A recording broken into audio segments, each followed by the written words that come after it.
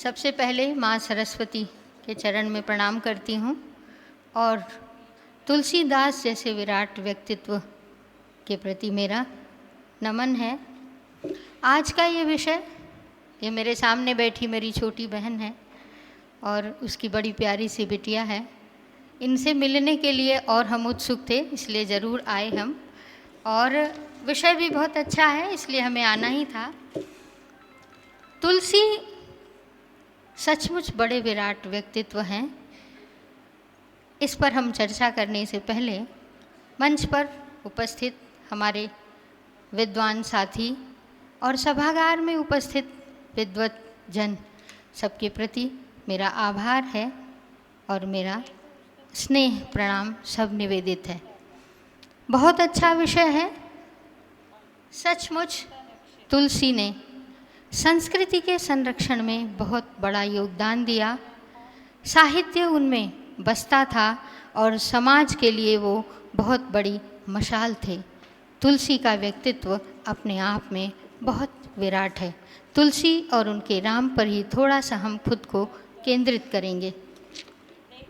हालांकि तुलसी के जीवन के बारे में बहुत लोग परिचित हैं, सभी लोग परिचित हैं, लेकिन फिर भी तुलसी को कुछ बोलना है, तुलसी के जीवन को हमको इसलिए भी कहना ज़रूरी है कि तुलसी के उस बीहड़ को अगर हम याद नहीं करेंगे तो उनके योगदान को कहीं हम कम करके आंक पाएंगे। तुलसी का सबको पता है कि बचपन उनका बहुत कष्टकारी रहा। जन्म अभुक्त मूल नक्षत्र, माता का देहांत, पिता के द्वारा त्याग दिया जाना और एक दासी के घर में पालन पोषण होना। राम बोला कि ये कष्टपूर्ण यात्रा का एक क्रम था जो काफ़ी समय तक, लगभग 5 साल तक चलता रहा। इस क्रम में जब ऐसी विपन्नता हो कि जहाँ मांग कर खाना हो और मांग कर ही पहनना हो, न कोई शिक्षा हो, न कोई संस्कार हो, तब कोई कैसे इतना बड़ा विद्वान बन जाए जिसको सारे वेदांग आ जाएं, सारा व्याकरण आ जाए, सारे वेद पढ़ ले वो और सब कुछ पढ़ ले। इस उनकी यात्रा में सबसे बड़ी बात ये हुई कि उनका परिचय एक बार ऐसे ही घूमते फिरते जब वो नरहरि दास के आश्रम चले जाते हैं, तब समझिए कि राम बोला के तुलसी बनने की यात्रा शुरू हो जाती है। तुलसी का एक तरह का देखा जाए तो यज्ञोपवीत से उन्होंने जब 7 वर्ष की उम्र में संस्कार किया, उनका शारीरिक संस्कार, और साथ ही अयोध्या ले जाकर जब वो राम कथा सुनाते हैं, उनको रामायण की कथा सुनाते हैं, तो वो उनके मानसिक संस्कार की यात्रा शुरू होती है। तुलसी बाबा नरहरि दास से जब रामायण की कथा सुन रहे थे तो वो बड़े छोटे थे। खुद रामचरितमानस में उस प्रसंग को लिखते हैं कि वो इतने छोटे थे कि वो कथा उनको समझ में नहीं आई, लेकिन बार बार उनके गुरु उनको वो कथा सुनाते। निश्चित रूप से उनकी मेधा को, उनकी प्रतिभा को, उनके अंदर की लगन को और उनके अंदर की क्षमता को गुरु ने ज़रूर पढ़ा होगा, देखा होगा, जाना होगा। ये तुलसी के राम बोला से तुलसी होने के संस्कार की एक पाठशाला थी जो गुरु नरहरि दास से शुरू होती।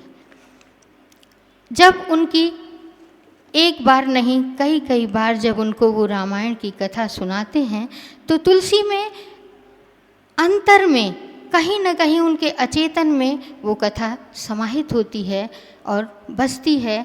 और यह जिक्र वो तब करते हैं जब एक बार फिर वो प्रयाग क्षेत्र के जब मेले में वो यही कथा सुनते हैं, जब उनकी मुलाकात 2 मुनियों से होती है, जब याज्ञवल्क हैं और भारद्वाज ऋषि हैं, वहाँ जब उनकी मुलाकात होती है, कथा भी वो जब सुनते हैं तो उन्हें लगा कि अरे सूकर क्षेत्र में गुरु से जो कथा सुनी थी ये वही कथा है। इस प्रसंग को हम सायास यहाँ पर ले रहे हैं। उसकी वजह यह है कि तुलसी को तुलसी केवल तुलसी नहीं बनाया, बल्कि तुलसी को महान तुलसी बनाने की ये एक शुरुआत थी। तुलसी अपने फिर बाद में तुलसी, सबको पता है कि काशी आए और उनके ही मित्र थे जो बाबा नरहरि दास के शेष सनातन गुरु से जब दीक्षित होते हैं तो 16-17 साल की उम्र में तुलसी को उन्होंने व्याकरण भी पढ़ा दिया, वेद पढ़ा दिए, चारों 6 वेदांग पढ़ा दिया, उपनिषद भी पढ़ाया उनको, ज्योतिष की शिक्षा दे देते हैं और उसके अलावा उन्होंने बहुत सारे हिंदू धर्म, रीति और संस्कारों से भी परिचित करा दिया। तुलसी के पास संपूर्ण वाङ्मय की जानकारी हो जाती है। अब सोचने की ये बात है कि जिस बच्चे की कोई स्कूलिंग नहीं है, कोई कॉलेज नहीं है, केवल गुरु की शिक्षा और संस्कार जो अंदर बना है और उनकी मेधा, प्रतिभा, जीवन का बीहड़ जिसने झेल लिया था, उस बीहड़ में वो टूटे नहीं बल्कि उस आत्मबल से आगे बढ़ते रहे, जुड़ते रहे और तुलसी महान तुलसी के रूप में बन जाते हैं। तुलसी की एक यह भी कथा, फिर धीरे धीरे तुलसी का जब रामायण का एक संस्कार बन जाता है और जब वो चित्रकूट आते हैं तो जब राम घाट पर आसन जमा कर बैठते हैं, उसके बाद तुलसी की कथा में कई सारे ऐसे कथा प्रसंग जुड़ते जाते हैं कि उनको कब हनुमान जी से भेंट हुई, उनके माध्यम से राम से भेंट होती है और इसी चित्रकूट में राम उनको तुलसी को ही माथे पर चंदन लगाते हैं। और ये प्रसंग आता भी है कि चित्रकूट के घाट पर भई संतन की भीड़, तुलसीदास चंदन घिसें तिलक देत रघुवीर, कि भगवान राम उनके माथे पर चंदन लगाते हैं और वह चंदन तुलसी के अंतर को सुवासित करता है, उसकी सुगंधि तुलसी संपूर्ण संसार में बिखेर देते हैं। यह था तुलसी के जीवन की राम बोला से तुलसी बनने की यात्रा। लेकिन अब हम तुलसी पर वो केंद्रित होना चाहते हैं कि तुलसी जब भगवान का अंतर और बाह्य जब वो राममय हो गए और राम ही उनके अंतर में आ गए और राम से ही जब उन्हें आशीष मानो मिला, सरस्वती की कृपा हुई और जब उन्होंने रामचरितमानस की रचना प्रारंभ की तो उनके सामने जो था एक ऐसा भयानक सा देश काल था कि उस भयानक देश काल में तुलसी को यह लगा कि इस संस्कृति को जब अगर कोई बाहर का व्यक्ति आता है और वो भी इस हिसाब से आए कि उसे सत्ता चाहिए, उसे काबिज होना है। बहुत समय से हम लोग दूसरों के अधीन रहे थे और निरंतर एक नई नई सत्ता काबिज हो रही थी जो बर्बरता और क्रूरता का इतिहास लिख रही थी। ऐसे ही समय में तुलसी थे। तुलसी का जो देश काल था वो बर्बरता और क्रूरता का देश काल था।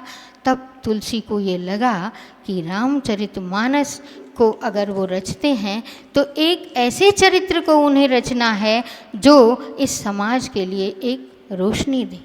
तो राम के चरित्र को वो मर्यादा पुरुष के रूप में रचते हैं और वो मर्यादा पुरुष ऐसे समय के मर्यादा पुरुष हैं जब पूरा संस्कार खत्म हुआ है, एक दूसरी संस्कृति हमारे ऊपर रोप दी गई है और हम अगर देखा जाए तो टूटे हुए, हारे हुए, पराजित से महसूस कर रहे हैं। हालांकि जब शुक्ल जी लिखते हैं कि जब पराजित मनोवृत्ति होती है तो भगवान के अलावा कोई आसरा नहीं होता है, तो लोगों ने उनका बड़ा विरोध किया। लेकिन अगर हम सचमुच अपने हृदय को टटोलें तो देखते हैं कि जब हम पराजित महसूस करते हैं, असहाय महसूस करते हैं, तो भगवान का आश्रय लेते हैं। उन्होंने उस भगवान का आश्रय तो दिया, लेकिन उनमें चूँकि ऐसे टूटा हुआ समाज था जहाँ पर कोई संस्कृति नहीं है, कोई मूल्य नहीं है, कोई परिवार नहीं है, सत्ता, लोभ, लोलुपता, क्रूरता, बर्बरता और किसी रूप में भी जो कुछ पाना है वो पा लेना है, ऐसे समाज में जब वो राम के चरित्र की अवतारणा कर रहे थे और मर्यादा पुरुष के रूप में राम को रच रहे थे, तो तुलसी सनातन संस्कृति को भी प्रतिष्ठित करना नहीं भूलते हैं। तुलसी के राम परिवार की एक बड़ी विलक्षण परंपरा लेकर आते हैं। आप अगर देखें तो जब राम का राज्याभिषेक की बात होती, जहाँ एक पिता को सत्ता के लिए कारागार में डाल दिया जाता है और भाई का वध कर दिया जाता है, ऐसे में राम जो हैं वो परिवार में उत्कृष्टता की मिसाल हैं। राम का राज्याभिषेक होना है और राम को ये लगता है कि अरे जब हम चारों भाई एक साथ खेलते हैं, कूदते खेल कूद कर बड़े हुए, हम सभी एक साथ, हमारे सारे संस्कार किए गए और सब लोग इस उत्सव में शामिल होते रहे, तो और लोगों को छोड़कर बड़े का ही राज्याभिषेक क्यों हो? देखिए, एक जगह तो राज्य के लिए मारकाट है और दूसरी जगह राज्य के लिए विरक्ति है। यह है मर्यादा पुरुष राम, और तुलसी इसको सायास रचते हैं क्योंकि उनको ये इस क्रूरता के खिलाफ, इस अनीति के खिलाफ एक चरित्र की दृढ़ अवधारणा करनी थी।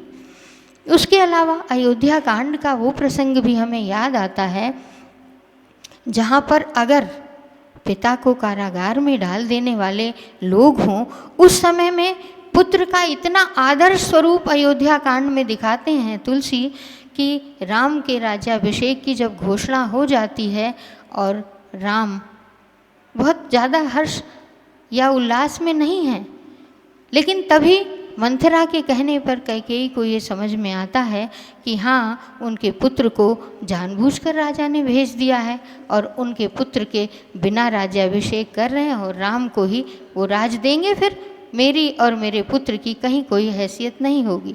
वो अपना वर मांग लेती हैं और कहती हैं कि आप मुझे 2 वर देने को बोले थे और आप ही ने कहा कि रघुकुल रीति सदा चली आई, प्राण जाई पर वचन न जाई। राजा को वो पहले याद दिला देती हैं और जब वो कहती हैं कि आप एक वर तो ये दीजिए कि मेरे पुत्र को राज्याभिषेक दीजिए, उसका राज्याभिषेक करिए, जबकि उत्तराधिकार का उस समय नियम यही था कि बड़े पुत्र को दिया जाएगा, यही सोचकर राजा दशरथ करते हैं। नहीं मानती, वो बहुत समझाते हैं कि नहीं, ये अनीति होगी, ये नियम के विरुद्ध होगा। जब नहीं मानते हैं, नहीं मानती हैं, बल्कि कोप भवन ले लेती हैं। राजा बहुत समझाते हैं, बुझाते हैं, मनाते हैं, नहीं मानती हैं।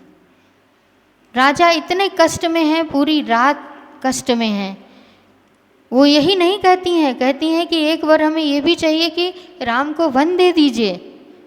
उन्होंने कहा राज्य तो मैं दे दूंगा, मेरे राम को राज्य का मोह भी नहीं है, लेकिन वन मत भेजो। जब नहीं मानती हैं, बहुत दुखी होते हैं, रात भर परेशान हैं। अंत में जब कैकेयी नहीं मानती हैं तो राम राम रटते वो सुबह होने की स्थिति आ जाती है। वो कहते हैं सूर्य से कि उदित मत होना, नहीं कल सवेरे आप जो दुर्दशा देखेंगे अयोध्या की वो देख नहीं पाएंगे। नहीं उठते हैं राजा, भाट चारण मंगल गान कर रहे हैं, मंगल वाद्य बज रहे हैं, लेकिन जब राजा नहीं उठते हैं तब सुमंत को भेजा जाता है कि देख कर आओ, राज्याभिषेक की तैयारी करनी है, राजा अब तक क्यों नहीं उठे। इस प्रसंग में बस यह बताना चाहते हैं हम कि तब जब राम को खुद यह बात पता चलती है कि यह कष्ट मेरे पिता को इसलिए है कि वो मुझे वन नहीं भेजना चाहते हैं, कैकेयी के द्वारा जब उनको यह पता चलता है कि आपके पिता से मैंने ये 2 वर मांगे हैं, जो उन्होंने मेरे वर संरक्षित सुरक्षित रखे थे, वो मुझे देना नहीं चाहते हैं। राम ने कहा कि नहीं पिता, अगर ऐसा पुत्र कोई हो जो अपने पिता की आज्ञा के अनुरूप न चले तो पुत्र होने का कोई मतलब नहीं है। और माता, मैं अगर वन जाऊंगा तो वहाँ जाकर मुनियों के बीच रहकर मेरा संस्कार और परिष्कार और होगा। मुझे बिल्कुल भी, भरत मेरा प्रिय भाई है, राज्य उसे मिले तो मुझे कोई कष्ट नहीं हो। ये तुलसी हैं जो मर्यादा की रक्षा के लिए एक मशाल लेकर चलते हैं।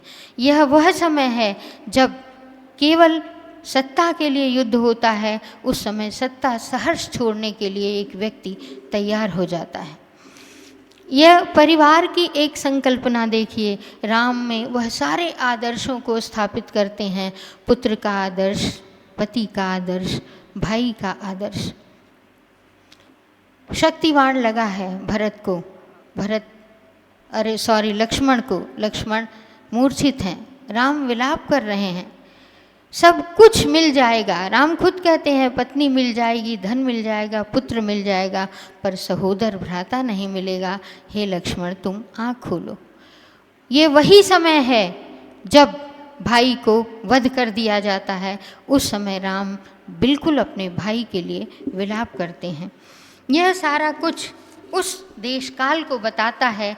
उस समय तुलसी की इतनी ज़रूरत थी, तुलसी के इस कल्पना की ज़रूरत थी जहाँ पर तुलसी मूल्यों के विघटन को, संस्कृति के क्षरण को और मान्यताओं को जब विखंडित हो रही हैं, उस समय उन मूल्य, मान्यता और संस्कृति को स्थापित करते हैं।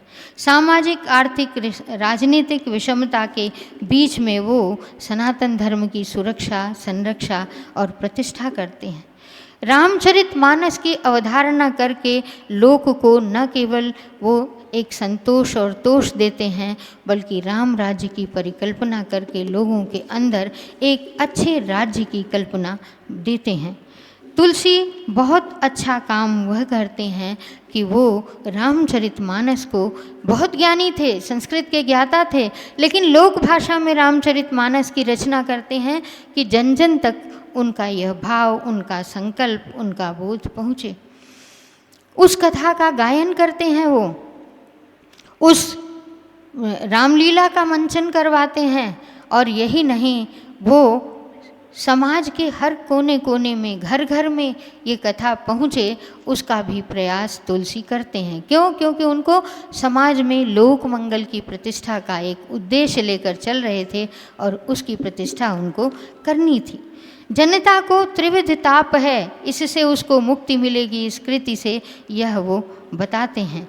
और सबसे बड़ी बात यह करते हैं कि वो युवाओं को संगठित और उनकी शक्ति का ध्यान कराना चाहते हैं। हनुमान शक्ति के देवता हैं और हनुमान की मूर्ति, उस समय अखाड़े बहुत सारे बनाए गए, उन अखाड़ों में हनुमान जी की मूर्ति लगाई गई। क्यों? क्योंकि युवाओं में शक्ति तो है, लेकिन शक्ति को ठीक तरीके से इस्तेमाल करने की ताकत नहीं है, संगठन नहीं है, शक्ति का दुरुपयोग है। इसलिए शक्ति को एक सार्थक संकल्प के साथ जोड़ने के लिए वो अखाड़ों को में बहुत सारे लोगों को जोड़ते हैं। वहाँ हनुमान की मूर्ति को लगाया जाता है क्योंकि वो शक्ति के देवता युवा हैं, जो देश को या किसी भी राजनीति को प्रभावित करते हैं। इसलिए उन्होंने युवाओं की ताकत को संगठित, संरक्षित करने के लिए इस तरह के चीज़ों को भी किया था। तुलसी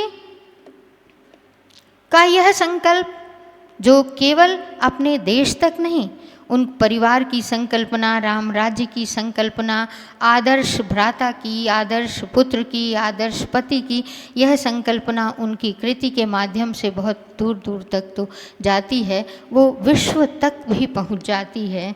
और यह आज सब जगह तुलसी, राम की इनकी पूरी चेतना विश्व स्तर तक भी पहुंच जाती है। और यह देखिए कि आज भी इसकी ज़रूरत है। आज हम संगठित नहीं हो रहे हैं, इसके लिए इसकी ज़रूरत है।